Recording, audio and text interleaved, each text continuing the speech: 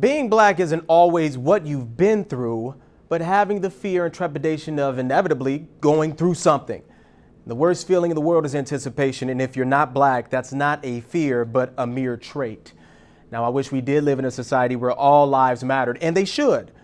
But when you hear the chants, Black Lives Matter, that translates to our lives too.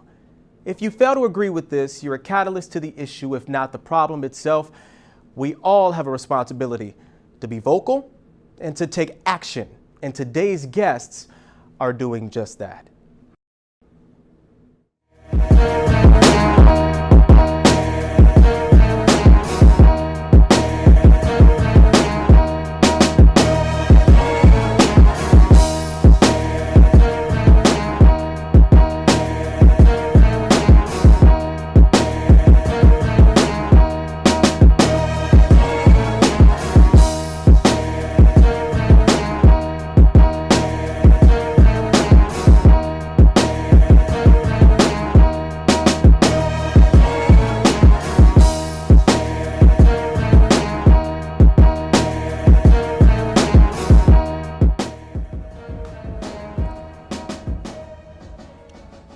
Hello, everyone, and welcome to Season 2 of The 30. I'm your host, Joshua Short, and today we've got a special show in store for you. We've got Black Lives Matter protester Lamont Record on the show to discuss the recent protests in Charlotte and community police relations. But that's all later on. We begin today with a segment we call The Short Circuit. Now, this segment discusses college and campus-related issues or topics that warrant a discussion. And today we focus on the trigger warning and the safe space controversy on college campuses and why some schools are criticizing this. It's a topic that has gained traction over the last few weeks. And here with us today, we have Chloe Adamo, who has some insight on this topic. Chloe, welcome to the show. Thank you so much. Glad to be here. Well, Chloe, let's start by talking to the viewers who don't know what safe spaces and trigger warnings are. What are they? Safe spaces are basically places where people of marginalized groups come together and discuss important issues that pertain to them. And trigger warnings are basically foreboding warnings in that certain forms of media, such as poetry or television shows, would possibly have something that could be potentially emotionally harmful for a viewer or reader or something like that. So a good example of that would be one of our producers actually had a class this week where there was a scene showing someone getting raped, and there was no forewarning, there was no trigger warning by the professor, which could inevitably set off someone. Is that exactly what a trigger warning does to keep that from happening? That exactly does. Okay. Is exactly what it does. Trigger warning like that is because rape is a very sensitive topic to some people, and you need some psychological preparation for something as serious as rape. So. Now, you're part of Common Ground. What does Common Ground here do? First of all, explain what that is, and what do they do regarding the safe spaces? What are their opinions here at Columbia specifically? Common Ground is basically the Columbia's LGBTQ club, and they especially are known for their safe spaces. In fact, safe spaces are started in the LGBT community long ago. Right. And what are those for, the safe spaces? Are they to keep people from setting off like a trigger warning, or is it just a place to keep people in a certain area to talk and discuss what's going on, their opinions, especially for those who have anti-opinions against the community you just mentioned? Yes, safe spaces are specifically meant for discussing these sorts of issues in a place where you can discuss them without any sort of outside stigma or repercussions or things like anything like that, especially in a world that is so polarized today with the advent of mass media being constantly pounded upon us. It is just so hard to be able to freely discuss these issues without any sort of repercussions. Now, you mentioned earlier when we were talking about how a lot of universities and presidents are actually coming out and saying that this isn't right. We shouldn't have safe spaces. We're not babysitters. That's just people's way of playing the victim. What do you say to that? I know you don't agree, do you? Safe spaces and trigger warnings are not meant to coddle at all. Trigger warnings and safe spaces are meant to be there so that people can so that we can, as a society, find a way to be able to discuss these heavy, serious issues without destroying ourselves emotionally or like causing massive problems. It's very like University of Chicago their president released this email for the incoming freshman class saying we don't support safe spaces and trigger warnings. And why do you think that is? Is it that the president isn't endorsing the idea of the LGBTQ community, or do you think it's just a wider not understanding what it is? What do you think? It's safe spaces have sort of grown beyond the LGBT community. I just want to make that clear. That it found its roots in that community and in feminist groups, but it has grown way beyond that. That sort of statement sort of comes in a sort of ignorance on the topic. Sometimes safe spaces and trigger warnings are portrayed in the media as being like coddling effects and, oh, this person is so sensitive. Yes. That is not the case. It is not necessarily the case. It is more so that students can find places of safety, hence the term safe space, in a society where, like I have stated before, it is hard to be able to... It's not accepting, really. Yeah, it's not an accepting society we live in. It is very much focused on we very much stereotype in this society, and it's very judgmental. And we just need those sort of places where we can discuss about them and sort of process them in a way that is healthy. And that is why they are so important. And that's why we have this show, to create this healthy conversation, because a lot of people aren't enlightened. They really aren't aware of certain things like this. So Chloe, we appreciate you being here and talking about it and discussing this for the people at home who don't know what safe spaces are, who really don't know what trigger warnings actually do. We appreciate it. Thank you so much. Coming up, you may have seen this face on the pages of newspapers, online forums, and even national television. And no, not this face. There's another face. He's a stare-down cop guy, but he has a name. We'll talk to Lamond Record next on The 30.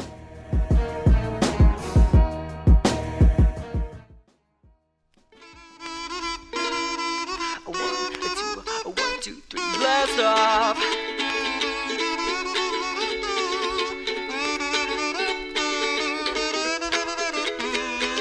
Hop into my rocket ship, I'll fly us to the moon.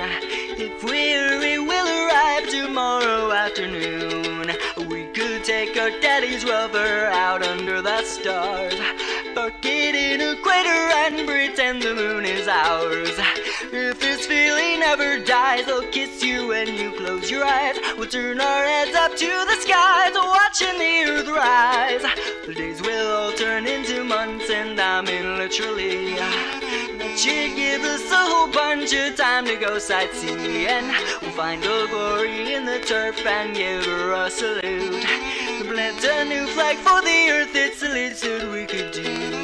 This is where we're supposed to be, here in 1/6 gravity. So let's give moon rocks across the sea of tranquility. Oh.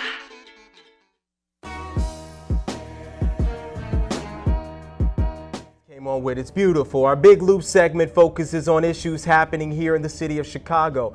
Last year, following the police shooting of Laquan McDonald, protesters took to the streets. And one of those protesters gained the attention when he stared down a cop right in the eye during those demonstrations. And there he is right there.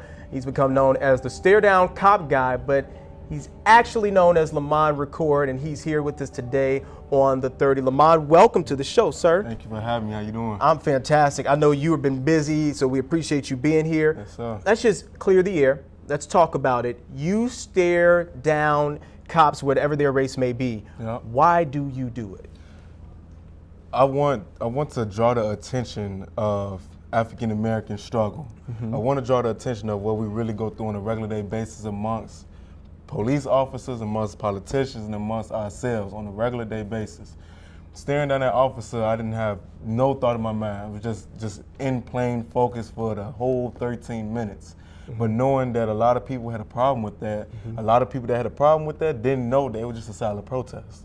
But you got the people that's saying they have a problem with it, but they're not out here with us. So a lot of people would say to you that you're a provocateur, that you're not trying to help the situation, you're exacerbating the situation by doing this. What do you say to those naysayers?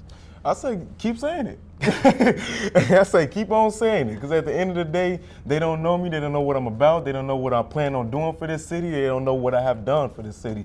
So hey, when they keep talking and they put my name in their mouth, they give me power. Now, let's just go to yesterday. Donald Trump clarified some statements about, and by the way, for those of you who don't know who Donald Trump is, he's one of the presidential nominees. He is actually the Republican Party. And he said some things that was controversial. He even mentioned the stop and frisk policy, which is, they say it's actually not constitutional any longer in New York City. He said he would institute that here in Chicago. And I'm curious because you're 17 years old, That's right. which is crazy because a lot of people would think you're more mature than that. Right. So you're not able to vote in this upcoming election. Do you feel as if that you're a part of the problem by saying all of these things, but you can't really act on it? Right. Do you feel that that's a problem? I do feel that is a problem because I know the oppressed system that we're fighting. But then again, you got these elected officials, not appointed, but elected officials, these politicians, they completely ignore the voices of young African-American young men and women because they prey on black men and women every single day. They do not want to see us black young men rise up and take action in our community and our cities across the United States of America. And Donald Trump fears black intelligence. It's scary when you talk about the things that are happening now in Charlotte and in Tulsa. What is your opinion on that?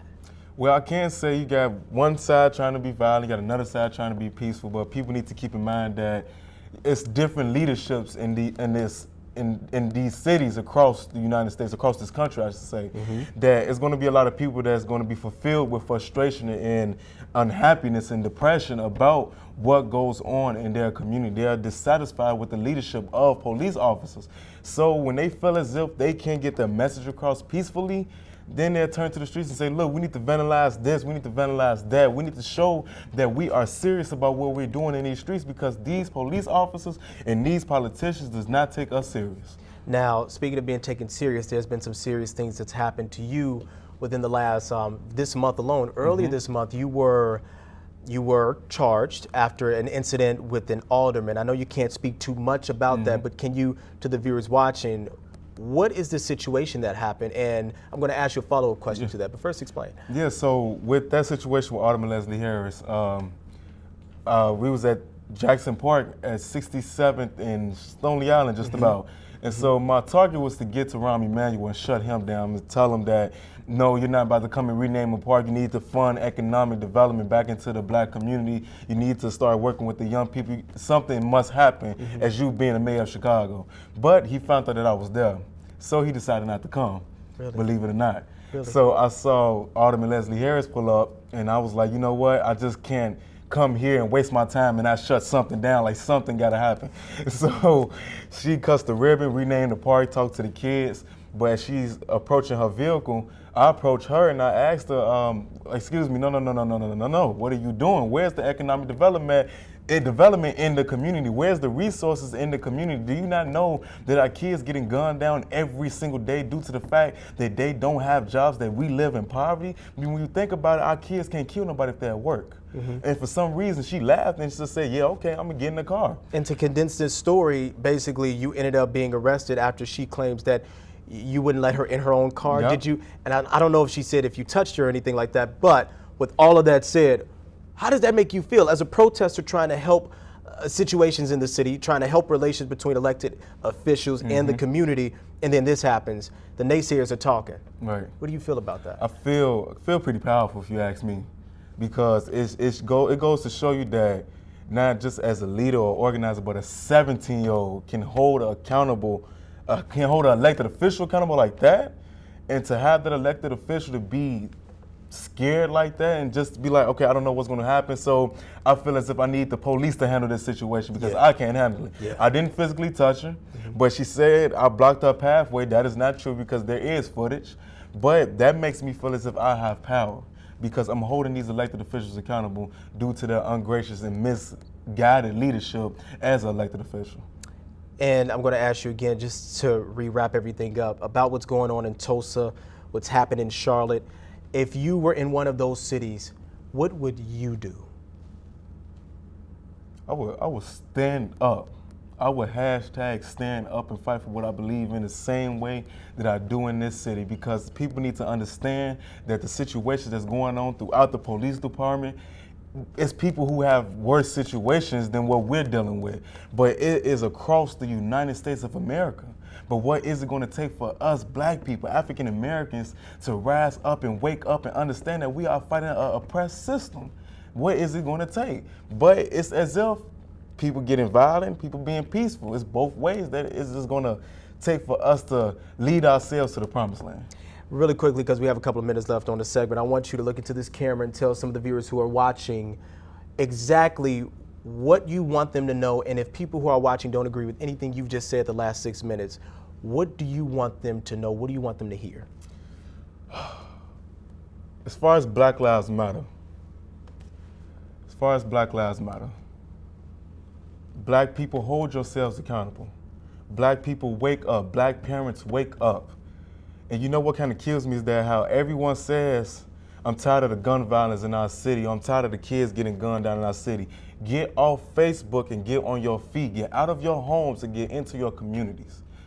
It is time for us to stop fearing one another, because at the end of the day, we all have a mind, heart, and soul. But for some reason, black people have the excuses. They have more excuses than a man going to jail when it comes to organizing in our communities, when it comes to saving lives. Stop with the excuses. It's time for us to come together collectively and collaborate on these issues that we care about. But we cannot fight together if we don't come together collectively. We can't do that. But what is it going to take? What is it going to take? That's all I want to ask you guys. But you probably wouldn't know. And he's only 17 years old, which really shocks me. I need to see ID.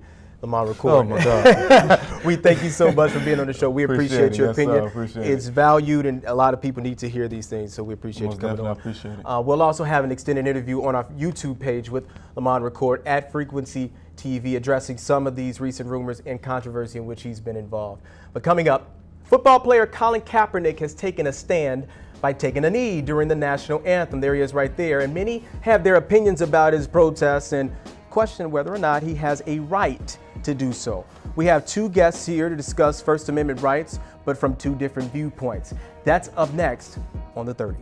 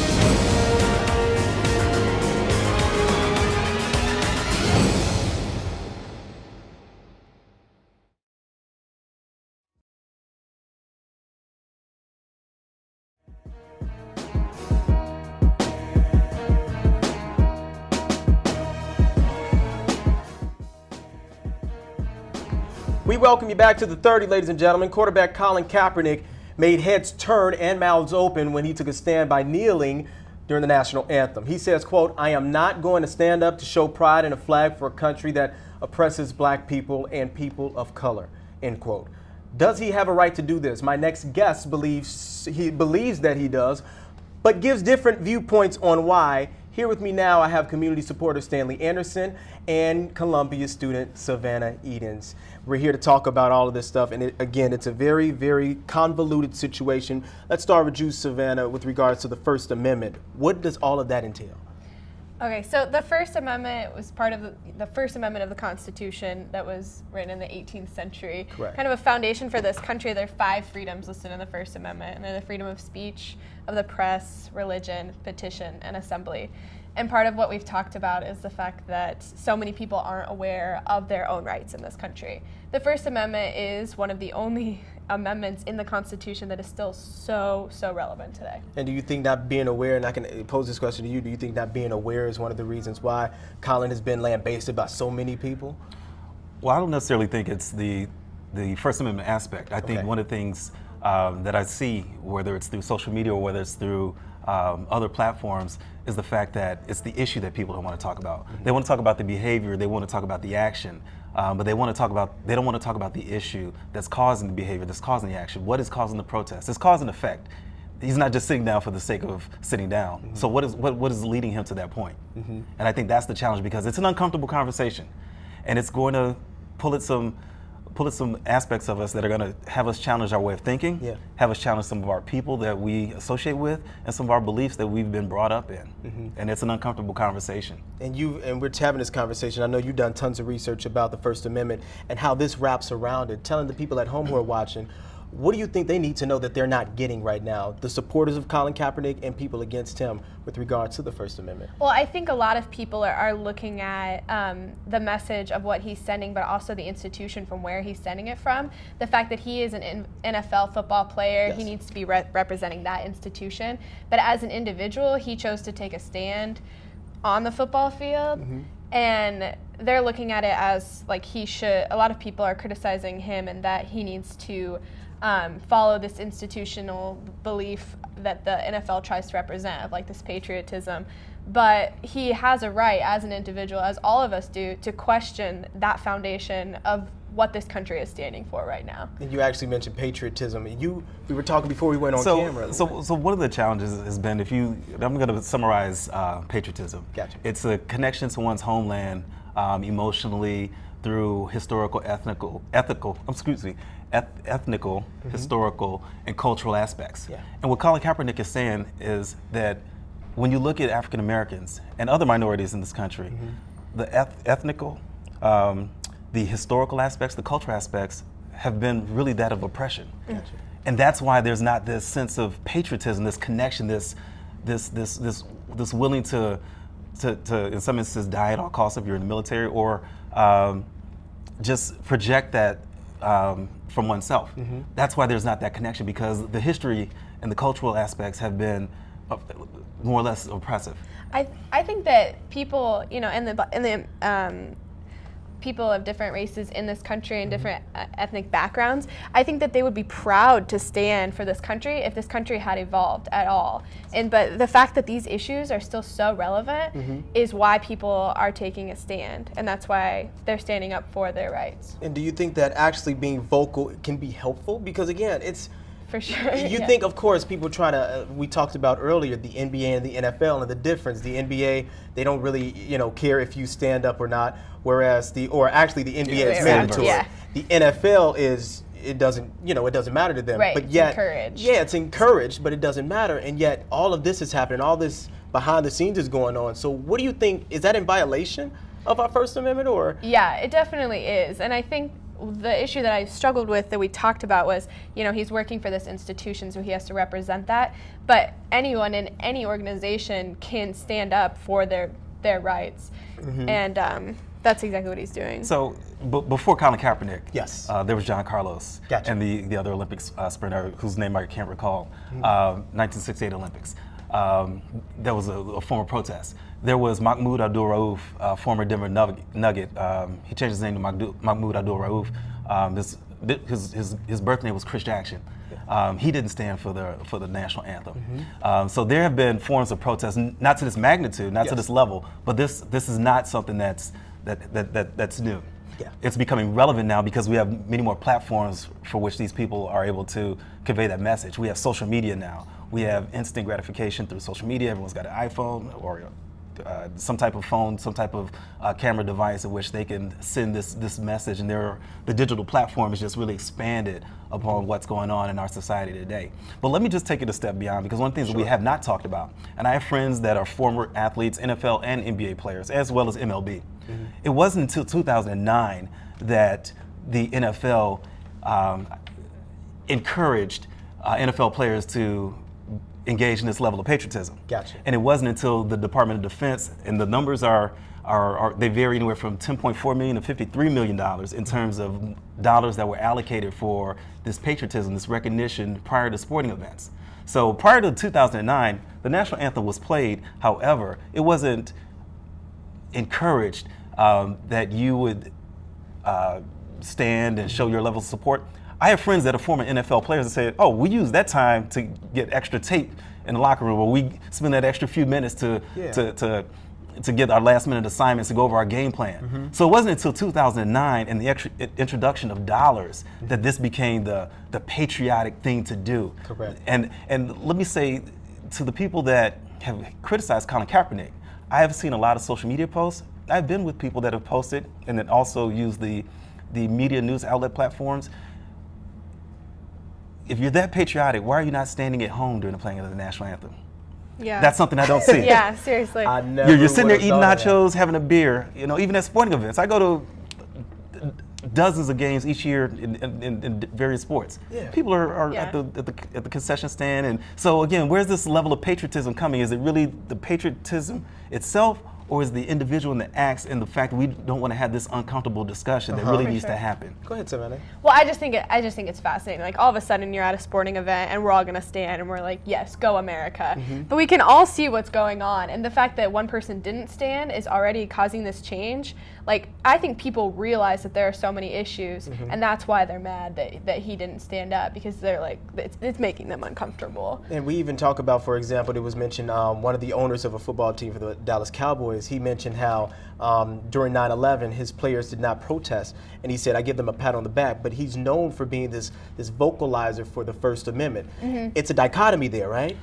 So the only that you're referring to is Jerry Jones. Yes. And unfortunately, I can't recall the article.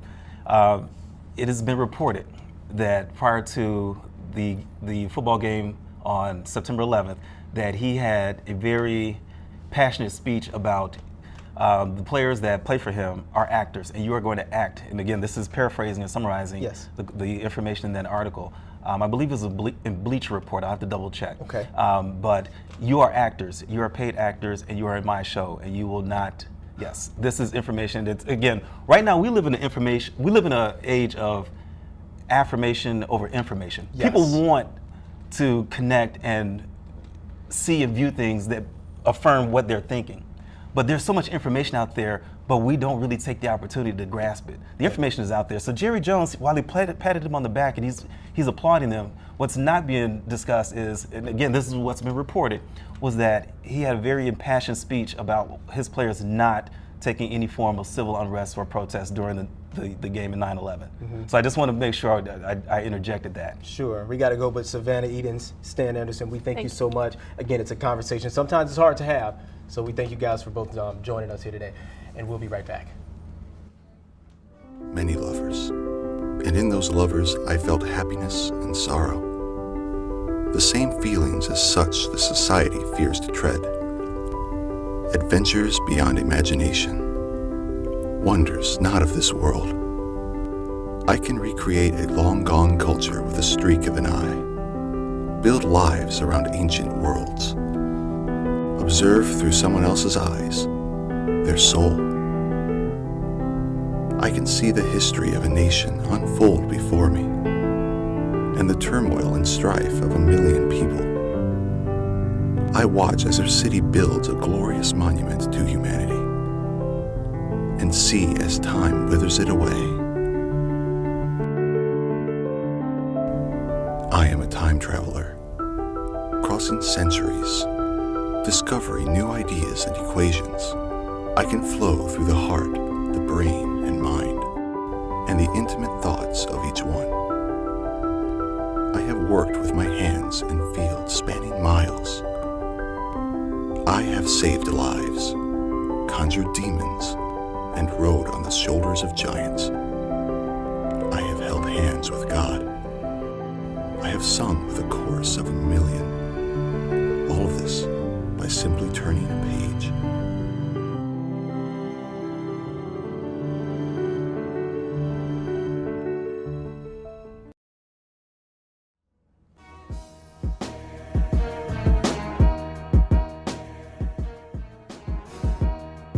Welcome back. I hope this episode of The 30 inspired you to take action. It's more to it than just addressing the problem, but it's about making your voice heard in whatever you do. In just over a month, you can make that difference. Register to vote and practice this right to do so come Election Day. Again, it's your right. We'd like to thank all of our guests today and viewers watching from wherever, whenever. I'm Joshua Short. We'll see you next time right here on The 30.